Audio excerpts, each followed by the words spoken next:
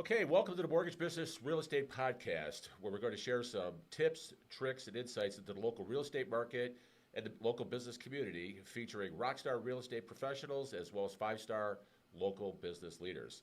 So grab yourself a beverage of choice, pull up a seat, and settle in for this edition of the Mortgage Biscuit Real Estate Podcast. So, hey, I'm Dennis Papernick with Compass Mortgage, and today we're joined by rockstar real estate agent Kimberly Zahand. Did I say that right? Close. Zahand? Zahand. Zahand, sorry Just like about the hand. that. Yeah, that's okay. So you're with Keller Williams. You're part of the Team Wolf. You're a partner in that group with owning the Keller Williams North Shore West. You're a top 1% Keller Williams agent. We are. You I'm are very grateful. You serve the western suburbs, over 250 families a year. Is that right? Yeah, a combination between my sister, Lisa Wolf, who's amazing. I adore her. She got me into this business. But yeah, approximately 250 families per year that we have an opportunity to serve. Yeah, Right. between the western suburbs all the way to the Wisconsin border. But my area of expertise is the Naperville/surrounding suburb market. Great, great. It's my kind of my stopping grounds as well. Yep. And plus, you are business partners with your sister in two market centers. Yep. One in Arlington Heights and one in Libertyville. One in Libertyville. Yep. It's Right. an amazing opportunity to be able to coach, train, and develop agents and provide them with a life of abundance. We've had such great success, so we're sharing that. Great, great. Yeah. That's Keller Williams is all about sharing, isn't it? We are all about sharing, yes. And you have 3 satellite offices as well. Yeah, we're very fortunate. We have one in Grace Lake, but we also have a office in Twin Lakes over the border. Okay. Right, so very lovely. And then I just have my private office here in Naperville. Right, right. Yeah, it's Yeah. just down the street from our. It is, yeah. Right, right. So, Yep. well, that's fantastic. So, so you got a little bit of stats on you. So now, what got you into real estate? Oh my gosh, my sister, which she's amazing, and I was working for a large corporation, living the dream, and she called me and she said, "Kimmy, come do this," and I said, "No, I'm not leaving my job." But then after some time, it turned out that it was probably the best decision I ever made. Yeah, yeah. No It was looking back. fabulous. No looking back. It's been a great run and a great future ahead of us. Like it is absolutely incredible. So, how long have you been an agent now? Just a little over 8 years. Okay, Yeah, not a long time Great. actually. great. Yeah. Well, you've done so well in the market here. So, with Thank the, you. the market centers and with your sister, you guys are a great team. Yep. Yeah, I Yeah. love working with you guys up Thank there you. at Thank Keller Williams you. Thrive. So, Yeah. Thank you. so any other stats you want to share with you on the back of your baseball card about real estate? Well, thank you for asking, first of all, and thanks for having me today. Oh, you bet. I love being here. I love being able to share information. And I think probably, with our business, it's really just important that we have some uniquenesses. And as you say at the back of the business card, is that we just are extremely experienced. We love for our relationships to have a lot of confidence in the value that we're bringing. And that tells a story in itself, right? Because we're able to really execute at a high level and serve at a high level. We also bring unparalleled marketing. It's amazing what we're able to do for our clients. And one of our niches is that we transform homes and stage them to get our sellers the most money, and we're known for it, right? People walk in and they know they're walking into a Wolf Partners Group listing, and it's pretty fabulous. Yeah, yeah. It does make a difference. It's a huge difference, yeah. Well, that's awesome.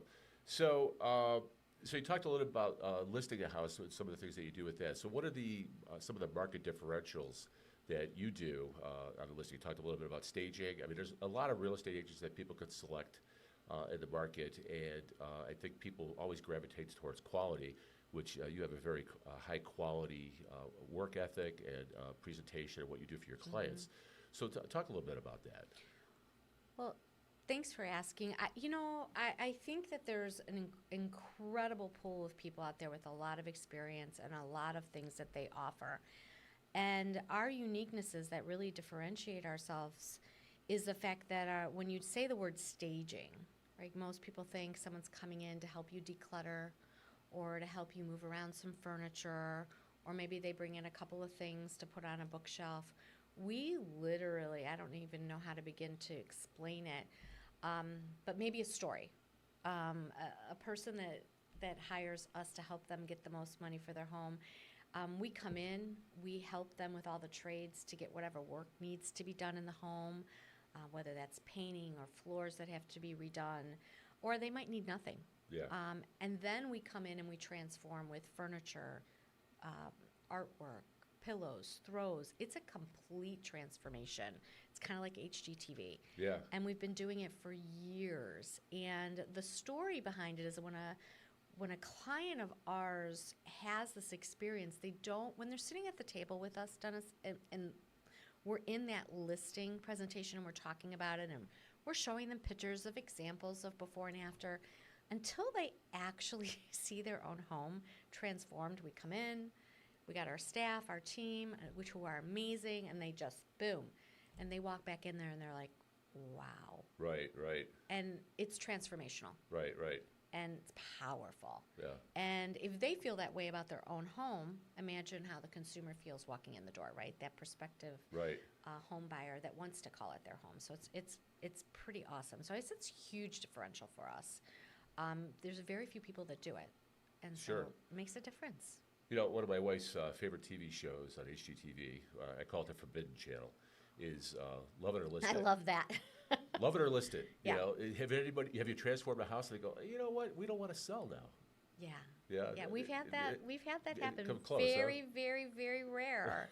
But that is a comment that we hear quite often. Right, right. Yeah. You know, it's so important. So, you know, when you fix up the house, you know, if people are living in that house, and I imagine at times they become blind to some of the issues that they don't see. When you come in with the fresh eyes and start pointing those things out, which, you know, as a buyer would, when they're going to start noticing those things, especially on a home inspection as well, they're going to start noticing some of those things. Yeah, so there's the meat of the home, right? The guts of the home, the mechanicals, the roof, the landscaping, all the things that need to just be refreshened, right? Make sure that they're up to par, whether it's a maintenance that needs to get done. And then there's the cosmetic pieces. So a home sells for 3 reasons: price, condition, and location.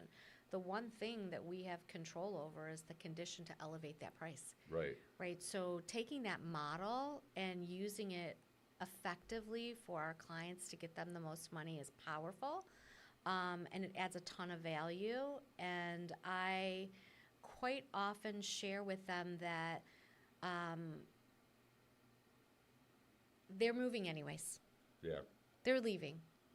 Pack your stuff, put it in a box, cherish the things you want to cherish, and let us bring our stuff in, the things that are compelling, the things that, like I walked into your office, it's gorgeous, right? It's trending. Oh, thank you. Yeah, it's gorgeous, right? We want to do the same thing, but we also want to keep the integrity of their home. Right. Because it's their home. Right, right. And so it's done in a way that is just so respectful and humble, and, you know, we incorporate their things with our things, but we know what people are looking for. And we understand that. And I think that that's the important thing. We're not ripping through their whole home and tearing it apart, right? This is their home. And soon it'll be someone else's home. And I think keeping the focus on that word. But if you ask a home seller what the number one thing that they want to get out of their home, 99% of the time is the most money. Right. So the model aligns with that, right? If we could help you do that, then what does that look like? And Right. what are you willing to allow us to do? And it's their decision, of course. Right. Yeah. Yes, they have to spend a few pennies to get dollars. You know, it fix up that Sometimes, house. yeah. You know, a little touch up here and there. Yep. And plus Sometimes all they the other don't. Sometimes it's just the staging, which is complimentary. Right, right. Which is great. That's huge. It's yeah. huge, yeah, right? Yeah, they don't understand Yeah. how big that could be. Yeah. If you watch the Forbidden channels, you might understand. Yeah. Yeah, but absolutely. I'm what's- a Chip and Joanna fan, so I still. Oh yeah, Sorry, yeah. My Yeah. wife, you know, watches all those, so Yeah. it gets me in a lot of trouble. Things on the Yeah. weekend, you know. So. I love the name, What's what? the Forbidden Channel. Oh, the Forbidden- yeah. I think I'm going to use it. Yeah. I'm stealing. I'm stealing. That's yours. You got to give me Thank credit you. 3 times, then it's yours. 3 times, you Yeah, got it. Yeah. So. You got it. So that's great on the listing side. You know, you talk about price, you talk about the staging, the condition of the house, things that do it. So, and how I'm sure you walk them through the whole process, how that's all going to work. You know, they can lead on you and your team to make sure that all that happens and experience. You know, in the mortgage side of things, I always tell people, hey, you know what? People only buy and sell a house 3 or 4 times in their lifetime. True. But I do it every single day. You do it every single day. And there's Yep. nothing that we haven't probably seen or haven't come across that we cannot find a solution for to make things happen. Yeah, well, problem solving, Right. right, is what we do. We build relationships and we problem solve. And it's not just ABC, right? Every family is different. Every situation is different. And I'm sure that's exactly what you experience in the Right. mortgage industry. You don't walk in and it's, okay, you make X amount of money and your credit is this, and it's never the same. There's always a nuance that we have to make sure we're advocating for our clients to get them to a different level, to have the best opportunities in front of them. And, you have to be a good listener. Right. You have to understand what's happening in their world, why it's important, their time frame, where they want to go, combining the sale with the buy, whatever it may be. There's always a problem to solve, Right. and that's actually brings me joy, right? Because that's what we love to do, Right. Right. and I'm Yeah. sure you're probably similar, right? Solve those problems for people, help them get Yep. what they want. And sometimes what's interesting is you have to peel back those layers to figure out what are they really after. Yeah. What is the goal here? What is the sometimes something comes up in the transaction and people it's very emotional at times, and you say, okay, what are we trying to accomplish here? The goal is it to buy the house? The goal is to sell the house. These are little problems. Let's help you through those and help navigate those issues. Absolutely. Yeah. Right. Yeah. So it's interesting. I had a buyer buying a house and a beautiful home in Bolingbrook. They got a nice, they're first-time home buyers, and the deck was up about 4 feet, and below the deck was all these big stones, but the railings didn't connect. There was the railing didn't connect. And what happened is I called the agent up and said, hey, this is a problem. This is a safety issue. Some little kid could run off that deck and into those boulders, and Right. we got problems here. So he said, well, they didn't put the railing up because of the view out of their house. They didn't want to look through the railing, And I'm saying, well, it doesn't matter. Little plexiglass. Yeah, you got to figure that out. So we figured it out. We got it done before closing, and it wasn't that big of a deal. But the buyers were all upset. They were saying, oh, we're going to lose the house because of this. Well, and that's the problem solving, right? Right. Because every house is going to have something like that come up, and instead of walking away, it's like, how do we fix this? What do you want? Right. Is this worth the remedy that we could put in place for it? Right. And I don't care what transaction it is, if it was 10 years ago, if it's today, it doesn't really matter. There's going to be a problem. Yeah. And it's all how you handle it. And I think that comes into communication, right? When we're at a level of excellence and professionalism that we're able to communicate and really expose the consumer to the correct expectations. Yeah. You're a seller, you've lived in that house 30 years. I would love to say it's perfect and you're not going to find anything wrong with it when they come in through that inspection. But the odds of that happening are very rare, right? Right. And the communication around that so that they know what to expect is huge, Right. right? And the same with the buyer, right? What does that look like when they get that 50-point page that says everything that potentially is, Right. Wear and tear on the home, but the really important issues, there's really only 3, and then how do we remedy them, especially in a very tight market where it's so competitive and Right. a lot of people are afraid to ask for anything, right? So what does that look like? Right. So, Right. Well, you have to protect that buyer as well. On Absolutely. important issues. If it's a wall plate, it's immaterial. Yep. But the main issues you got to help them You through got to that. help them, right? Yeah. One of the things I share with my clients is, hey, I'm like a pilot, and we're going to get on a flight. We're going to Hawaii, and we may hit some turbulence along the way. Oh, we're going to Hawaii. Yeah, well, we're going to go to Hawaii. Yeah. And so we may hit some turbulence along the way, but don't worry, we're still going to get to our final destination. We may have to put the seatbelt sign on. We may have to buckle in for a little bit. We may have to make some tough decisions, but we're going to help you get to Hawaii ultimately, and that's the I love ultimate that. goal. Yeah. I love that. That's a great analogy. Yeah, thanks. Yeah, I'm stealing that one too. We're on a roll. I stole it. But I've already gave credit 3 times, so I'm good on that. Awesome. Buying. So we talked a little bit about listing strategies. What about buying strategies? When you're working with a buyer, and Sure. how are you helping a buyer, win in this market in which so few inventory, multiple offers are likely on every house. and how to make their offer so it gets considered, and ultimately they ultimately win. I mean, basically, it's basically win the bid these days. Yeah. You got to win the offer. Absolutely. So there's a process that we go through them, again, setting the expectations. And one of the very first ones, actually, is to have them working with a very well experienced lender, right? Because that lender that understands their capabilities and what we're able to do in that offer process from a financial point can really help us. Right? But really zoning in on what they really want and what they're willing to do for it. Right?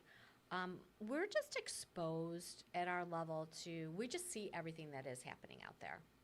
And there's all these things. There's about 22 things that you could do, and I'm not going to list them all, but there's about 22 things that you can do to help a buyer succeed in that offer process. But the key here is that I think people get kind of caught up in the noise. But we have an opportunity, even though there's about 1 month's supply of inventory out there in DuPage County, almost the same in Kane and Will.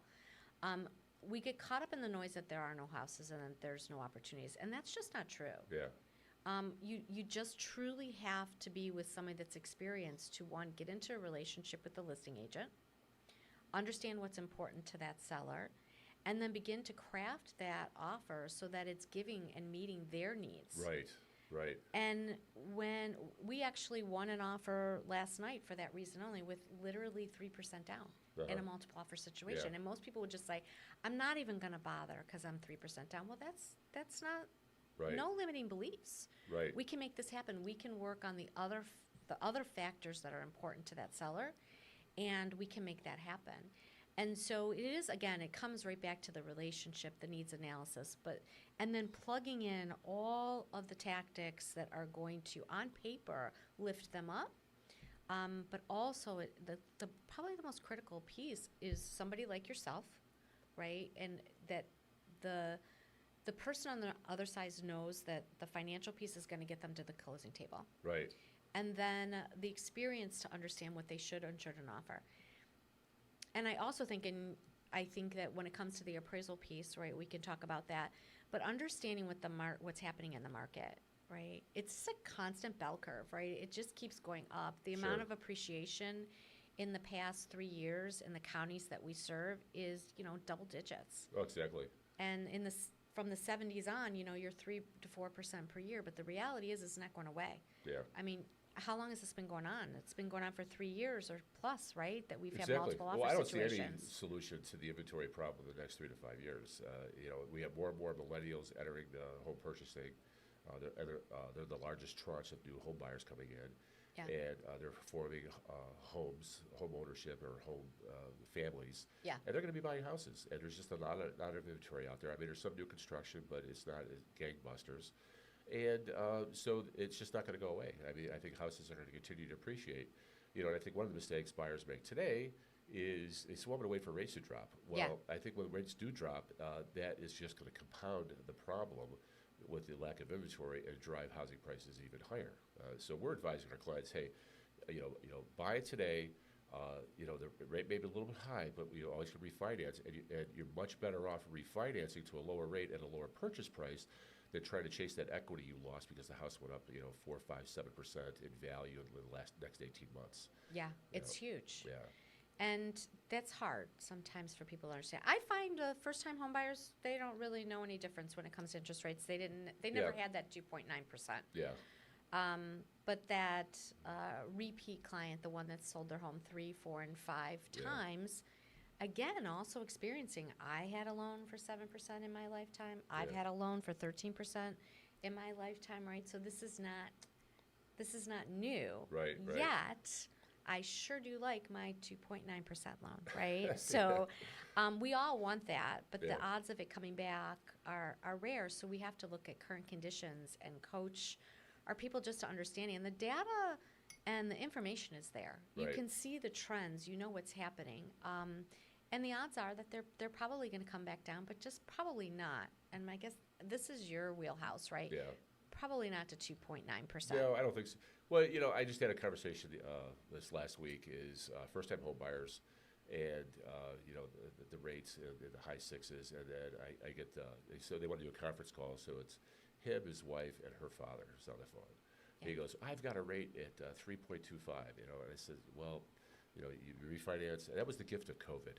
COVID gave us low interest rates. Yeah. And I says, and I don't think that's coming around soon. Yeah. And that rate doesn't exist. My time machine is broken. I can't go back and get you that 3.25. I said, if they'd have bought that, we could have gotten it. I said, but the reality is these are where the rates are today. We're explaining the market to them and getting more comfortable with the market. And you're right. The first-time homebuyers, they were fine with it, but it was her father was objectionable to the rate, because of where he's at. And so, we hugged it all out and made it work, and it's working through that. So it's interesting.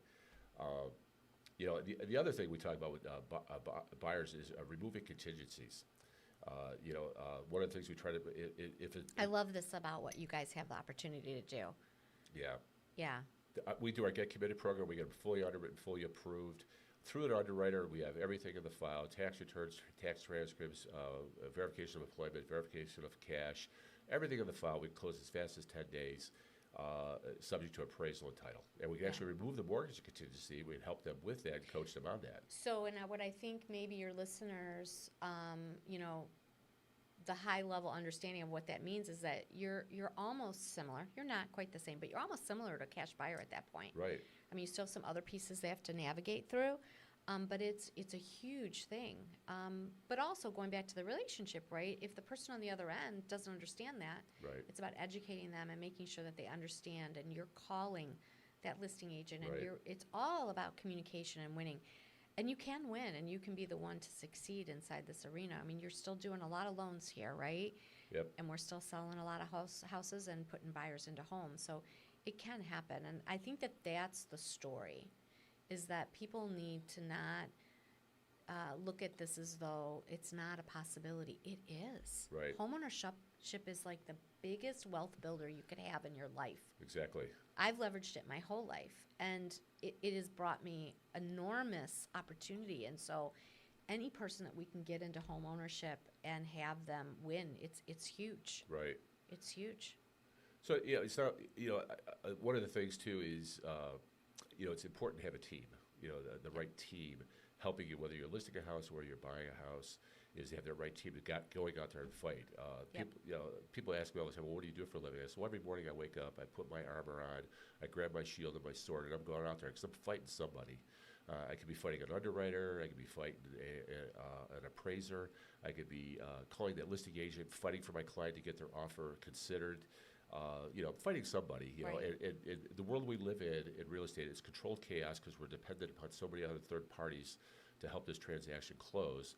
And that's then we have that closing celebration at the title company Yeah. because it all happened. It all happened. Yeah. And it's that team of everybody that made it happen. It's that real estate agent on both sides. It's the lender.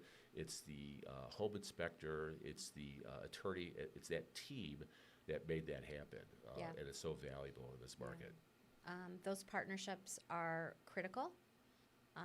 And when, unfortunately, I have to work with, people that maybe are outside of my team, they're coming onto the field and filling in, Yeah. right? It really shows when you're working with a high level what the difference can be. But everybody grows, everybody learns. Sure. But we definitely have a great team to help people through the process. Well, it's good. Yeah. So much success in so many years, obviously, that it works for you. Yeah. So we talked about client expectations, talked about buying and selling. So what are your thoughts on the market right now? What are some insights that you want to share? It's a good time to sell, a good time to buy. So it's my personal opinion, and I'm going to take this from Gary Keller himself, but there's never a bad time to buy real estate. And that may sound like a cliche, but, I have been going to North Carolina on vacation for the past 10 years, and actually it's 15. And we go to the same place the owners own it. Like, it's not an Airbnb, they just always let us rent it. And we loved it, Uh-huh. right? And when we first went there, we'd look in the building, and it's $250,000. And a couple years later, it's $350,000. Then a couple years later, it's 400,000. We're like, maybe we should buy one of these, right? And then I called him this year, and I said, Tim, hey, I'd like to come down with the family. He's like, oh, Kimberly. He goes, guess what? I'm like, what? He goes, I sold it. Oh. Like, you sold it. I'm like, oh my gosh, all my memories have left with. I'm like, I go, are the people that you sold it to selling or willing to rent it out? He's like, I don't think that they are. And I said, how much did you get, Tim? He goes, 1.5 million. Oh. Right. So you think as you go through life that, the prices are here and they can't go higher. Yeah. But they continue to go up. So land, we can't get it back. Right. Fuel and food, right? Energy Right. and food, right? They're just always going to be in demand. Yeah. So there's no bad time to buy real estate. You're going to have your ups and downs. You're going to have your channels where things happen. There's uncertainty, life, the world takes Sure. over, and there's a little dip. But at the end of the day, it always trends up. Right. And that's data, right? So that's what I would say to people, that even in this market where you think, oh my gosh, is this the right time to buy? The answer is yes. Yeah. If you're able to, yeah, you can always refinance. Right. You can always get a lower interest rate if they drop. But certainly, to have that opportunity to hold on to that wealth and to have that appreciation, to have that tax write-off, to have everything that comes along with home ownership, it's fabulous.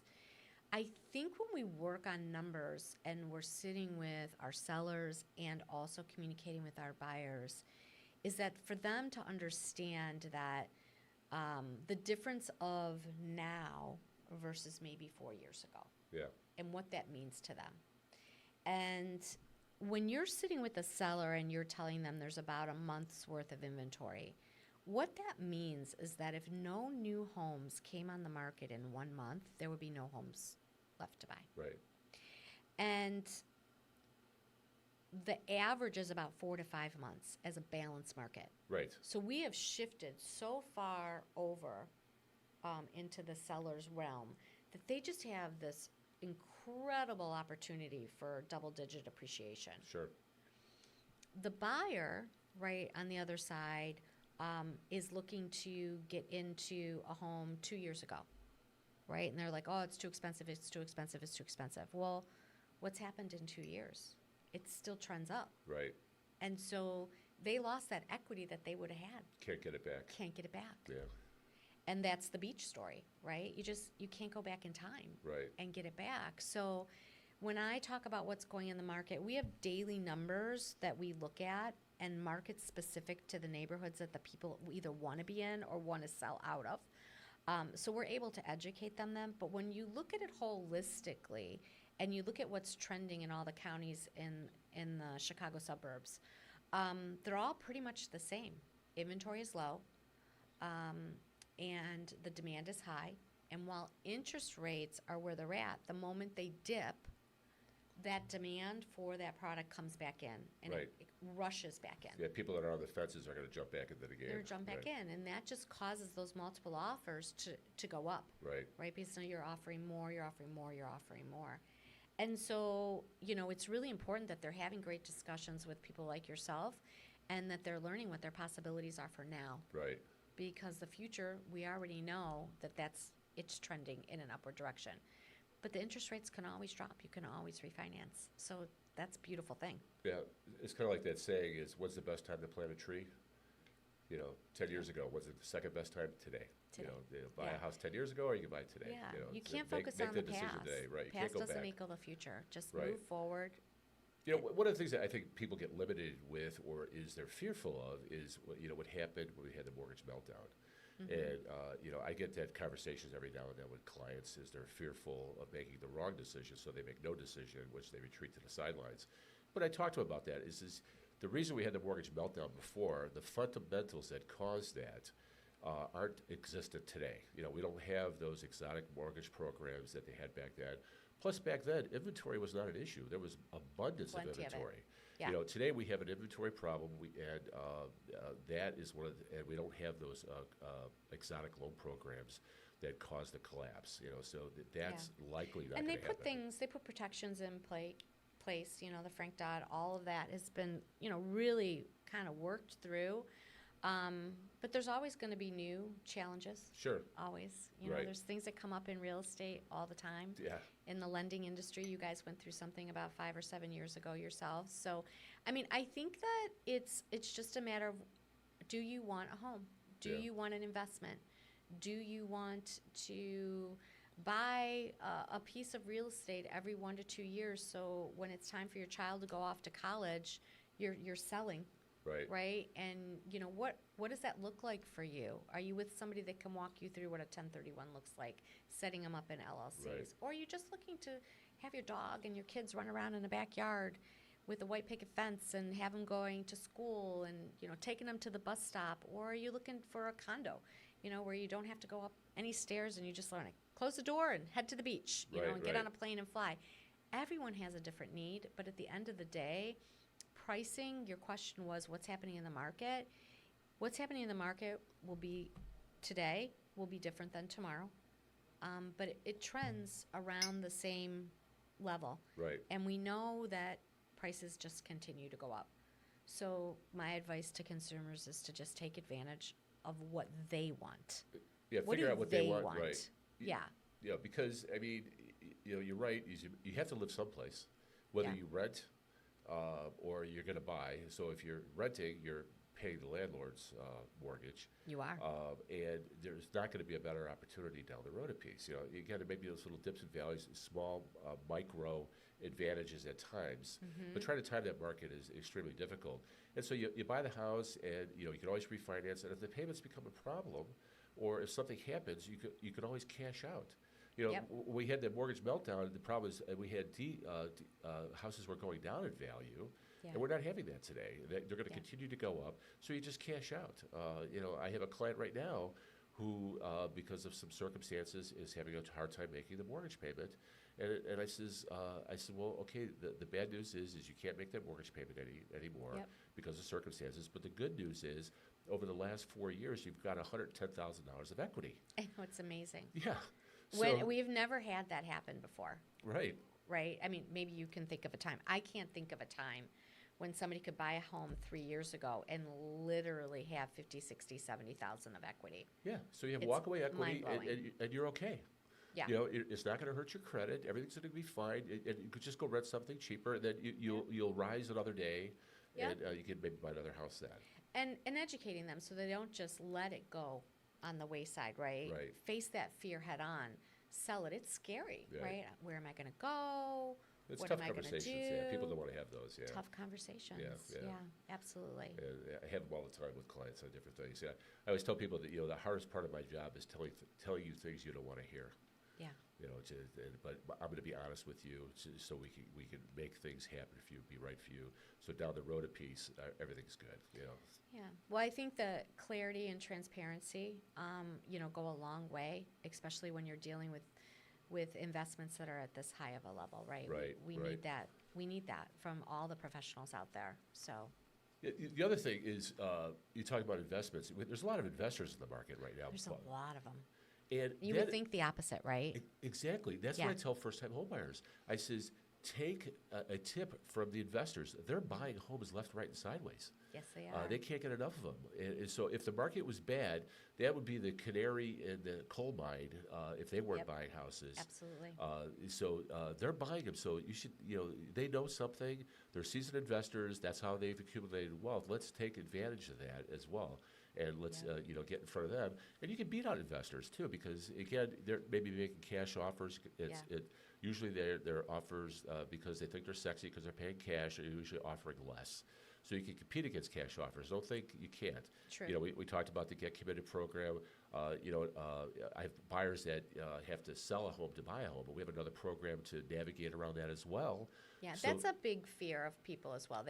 And sometimes they don't even know until we sit down with them that they actually don't need to sell to buy. Right. They think they do. Right. And which is an interesting caveat. And the blessing of this market is that there's really very little fear around the fact that they could, if they can, they Yeah. go and they buy, but then their home is sold in a very short period of time. Right. And for probably the most money that they would have ever gotten. So it's really just about educating the people and making sure that, they're sharing as much about the process that they can share with us to help them get the most money, and the same on the buy side. Right. Fear can really take down. It paralyzes people. Yeah, It does. Yeah. It It's does. an action, which is a decision. No decision is a decision not to do anything. I had a client just the other day. He has a very low interest rate on his first mortgage, and he says, "Well, I'm going to sell because I need that equity to buy a new house." And we strategized a bit. We said, "Listen, why don't you just rent out your house and take advantage of that low interest rate, and then only put 5% down on your purchase because you have the money to do that, and then now you've got rental income coming in, and now you have that low mortgage rate, and you're going to take advantage of that." Yep. And then, the mortgage insurance, he said, "Well, I have to pay mortgage insurance." I said, "You got great credit, and the mortgage insurance on this $500,000 house is $79 a month, $79 a And month." that's the piece. Most people don't know that. Yeah. They think, "Oh my God, I gotta pay." They still say PMI, right? It's Right, like, right. It's like, no, if you have good credit, that spread is nominal. It is, yeah. It's nominal. Then if you ever decide to sell, we can get rid of the PMI right away. Just Or make you it can buy principal. out of the PMI. You can as well. So there's a lot of Yeah. strategies A lot of to strategies. do that. And so he's considering that right now because we got a market analysis from the realtor on what the rent would be, and he's going to make a lot of money per month on the rent. He wants to move to Florida, and he's a little bit worried about how he's going to manage the property here. So we're handling those Right. concerns of that. But it's just another strategy. Whether he takes advantage of it or not, it's just opening those ideas. I always tell people my job is to curate great options for you to consider, educate you on those options, and then help advise you which is the best one for you and your family. Yeah. So Yeah, agreed. Yeah, so- Agreed, yeah. well, great. Is there anything else that maybe you want to share before we wrap? You got a funny story or something? Well, I just, probably one of the things I think I mentioned just really lightly, but it's about the relationships, having clients for life. I mean, our business just come from our past clients who refer us. Yeah. And they continue to do it because they see the value and the experience that we bring, the problem solving. Yeah. And we're there for them, right? Right. I think that is a story worth telling. And there's a lot of great professionals out there that can do the same. And just being with a professional, Right. I think is key. I think that a lot of people that choose not to do that leave a lot of money on the table. Yeah. And or working with a lender that can't provide the best strategy, right, Right. for them. So the same thing, but the relationships, they're the key, Dennis. It's about communities. It's about giving back. It's about working with people and helping them. Finding the home in the neighborhood that doesn't exist. Yeah. Getting your feet on the ground, right? And yeah. going out and knocking on doors. There are ways, but it really starts with understanding your client at a level that we can get them to where they need to be. It's all about relationships. It's not about a transaction. It's not. Yeah. Yeah. So many people want to treat it like a transaction, and they leave so much money on the table. They miss out so many opportunities because of that. Yeah. So it's important. Yeah. So, well, that's good. So that kind of great for sharing with all your great Aw, information with thank us. We appreciate it so you. much. And so I want to invite you now to the lightning round. Oh my gosh. So we're going to ask a couple Okay. questions here. Oh, There's no right or I'm ready. wrong answer. Just whatever comes to your mind, let me know. So are you iPhone or Android? Okay, so I'm an iPhone. Don't even know what an Android is. I Makes have no as sense well. to me. I always had an iPhone. I don't. But are you Mac or PC? I'm a Mac. I don't even know how to print on a regular computer See, either. I'm a PC. Yeah? So I don't know how. I don't know how to Mac. Interesting. My son always wants me to go to Android. I said, I have an app on my iPhone. It's my mortgage calculator. It's not available on the Android, so that's never happening. Well, that's a good reason. Exactly. I don't know what I would do without it. Yeah. But yeah, I'm a PC guy. I grew up with PCs, and Yeah. I I just made can't the make that transition a while back. Yeah. I love it. Well, congrats to Thanks. that. So Yeah. you got to switch. So what's your favorite ice cream? Favorite of ice cream? So I'm a butter pecan girl. Yeah, my mother is too. She loves butter pecans. Yeah. So Yeah. and she's 96. So Oh, that's beautiful. That's good. Yeah. Do you have a favorite food? So I have a culinary background, and I Oh. love to cook and create, and I'm known for that. So I hope that I get to cook your food for you one day, right? So it's my passion. So I don't necessarily have a favorite food because I love everything, but I have a favorite food of the week, something that I've created. And today, and I think I made this for my friends last week, it's a regatta dip. And I make from fresh whole regatta Wow. with honey and cayenne pepper Wow. and salt. And you can take those ingredients, you can put it in some regatta, and I'm telling you right now, it's gonna knock your socks off. Wow. Yeah. How do I get on the list? You're on the list. You can come. So, what about a favorite book? So I have a book that I'm reading all year, and it's called I Choose Joy. And it's by Danelle Delgado. She's a pretty fabulous woman. She used to be with KW years ago, and she now is just a thriving entrepreneur. And she has this journal/book called I Choose Joy that you write in every single day. Yeah. And I had the amazing opportunity to meet her and get exposed to her theory on how to have a better life. And it's just the most beautiful book. If Yeah. you have an opportunity she has a podcast, she has social media platform that's Yeah. pretty high level. I encourage everybody to look it up. I do a gratitude journal every day. Yeah, it's as well. just beautiful. It's a little bit more than that yet. For Yeah. all your listeners out there, that's Yeah. the fundamental. This piece is of kind of it. off topic, but I'll just share it with you. Is one year I saw somebody, I read somebody or heard a podcast on this, and I decided to do it. And I got a moleskin book, and I got 3 of them. And one was for both of my kids, and one was for my wife. And every day for 30 days prior to Christmas, I wrote down something I was grateful for them about. Oh my God, that's so and beautiful. What, maybe a story or something like that. 10 days in, I was thinking to myself, oh my God, this was a lot of work, coming up with a new one every day. But I did that, and and so I did that maybe like 10 years ago. And just recently, my oldest said, hey, I was just reading the book. I came across it, and thank you so much for that. Oh my God, it's such a blessing, right? Oh, it paid off, and I was like, oh, yeah, winner on that one. So Yeah. it was interesting. That is really quite lovely. But That really, really is. That's a gift they'll have for the rest of their lives. That's just beautiful. That's what I figured. When I'm dead guards, maybe somebody will read it. They don't have to go to Facebook to figure it out. Yeah. So what's your you have a favorite podcast? Yeah, I listen to a lot of them, but I have to say that the Millionaire Real Estate, Gary Keller, Yeah. it's the fundamental of what I teach, and so it's a constant for me. So I just love listening to him and having the opportunity to speak with him, and he's an amazing man.